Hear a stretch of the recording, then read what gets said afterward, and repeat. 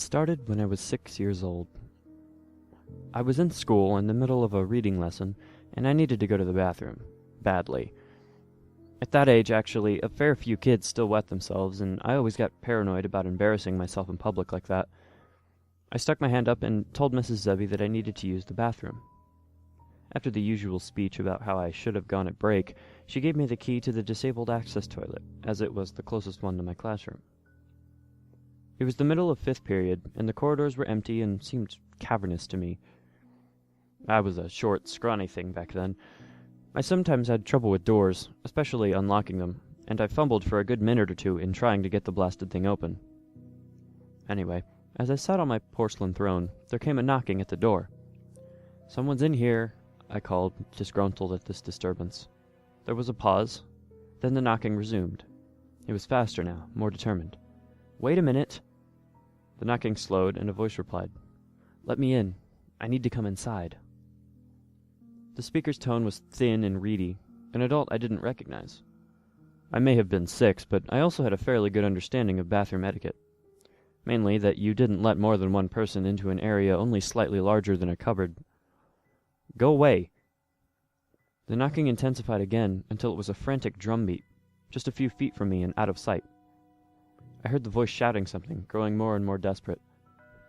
"Let me in! Just open the door, please!" I was terrified by that point. The hammering and yelling was so loud, and yet nobody had come to investigate it. Eventually my teacher came to find me, angry because I had been gone almost half an hour. When I refused to open the door to let her in, she got a spare key from the receptionist, and then took me to the headmaster's office and called my parents. I was suspended for the rest of the week. I never told anyone what happened.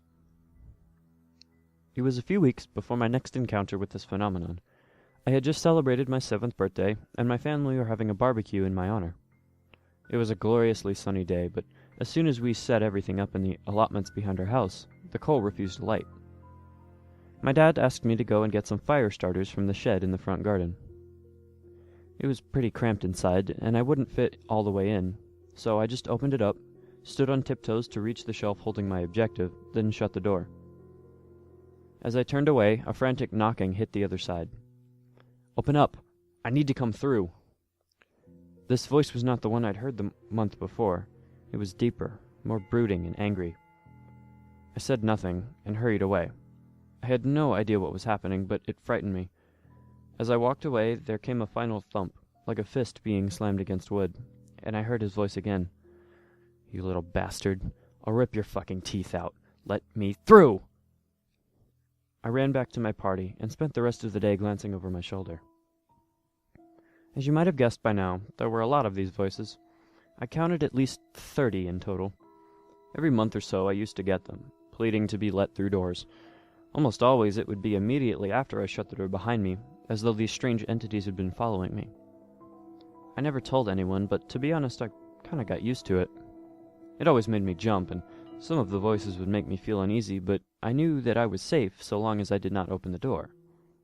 Some of the voices I got used to the extent that I even named them. There was one which always appeared at my front door, at home. We have frosted glass, and I could see a silhouette of an average-sized man wearing a cap of some kind. He never spoke, but occasionally he would push envelopes containing blank pieces of paper through the letterbox. I called him the postman. He was one of the more unsettling ones. If I tried to speak to him, he would look up, sharply, then begin knocking. I generally left the postman alone. 20 years on, and I have retained as much normality as possible. I have plenty of friends, and I even have an off-and-on relationship with a girl I met last year. Not bad for a guy who wakes up in the middle of the night and listens intently to noises you can't hear on the other side of the door. Yeah, my buddies think I'm strange and kooky, but they put up with it. They're all great. I'll miss them. You see, things have started to get strange. Well, stranger than usual, I suppose. 3 weeks ago, I awoke, sweating and crying, though I don't know why. My dream had been, from what I recall, fairly normal, when a huge shadow had abruptly fallen over everything. Literally, the second I opened my eyes, there came the knocking at my bedroom door. Not just normal knocking, though. This was truly frantic. "Who goes there?" I yelled. "Please. Help us." it replied. I was surprised. It was the sadistic, angry voice that I remember from my father's shed on my 7th birthday, but it seemed genuinely sincere. There was a pained tone to it, too, as though the speaker were grievously wounded. I actually found myself pulling back the sheets to get up, but I hesitated. I had never before been tempted to open the door. I suppose as a child I had so rigorously drummed into my head the idea that whatever lay beyond was evil that it was just common sense. To be quite honest, I came very close to letting the thing into my room that morning. I held out in the end. It got worse. Just 2 days later, I was in my local corner shop. I had just paid for a bottle of milk and a newspaper when a great force slammed against the shop door. Simultaneously, a voice began screaming, a long, keening squeal of pain. I whirled to face the door, but there were so many flyers plastered over the glass that I could only just make out the shape of a woman on the other side, slapping her palms against the window. The shopkeeper stared at me as though I were crazy. In the end, I asked if he had a bathroom I could use, murmured some half-thought-out excuse, and hid there for 10 minutes until the screaming stopped. There were 4 more incidents between then and now, a mixture of screams and tearful begging. The postman stopped by yesterday, too. He knocked, politely, before sliding his usual letter through the letterbox. Then another. Then another. A total of 10 plain, brown envelopes. The postman waited for a few minutes, knocking occasionally, and then he left me alone. Each letter contained a sheet of A4 paper, but somebody had taken a black pen to the pages, scribbling and shading them with such vigor that there were large tears around the center, and the edges were frayed. I shoved them back into their envelopes and tried to put it from my mind. Just earlier, my bedroom door shook, violently. It wasn't a scream, or a howl, or a roar that I heard, though. It was just crying. Dozens and dozens of voices sobbing quietly. Another blow struck my door. Plaster flaked from the walls and twirled to the carpet. Still, no pleas or bargaining, just sobbing. Crash. I jumped up from my chair. Crash.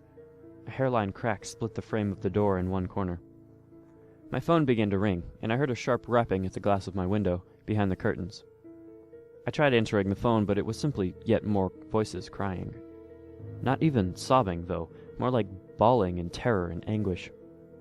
I hung up, but it kept ringing, so I took the battery out. I have shoved most of my furniture against the door and window. It has been 3 hours since this latest attempt at entry began. The battering has not abated, nor has the crying. I'm fairly sure that my door won't hold much longer. As for my mediocre barricade, it could be swept aside in 2 minutes. I find myself faced with the very real possibility of death, so I am writing this memoir of sorts just in case something happens. Crash. What do they want? Crash. Do they want to hurt me? Crash. They seemed fearless, even malicious before. Crash. What could have driven them to this? Crash.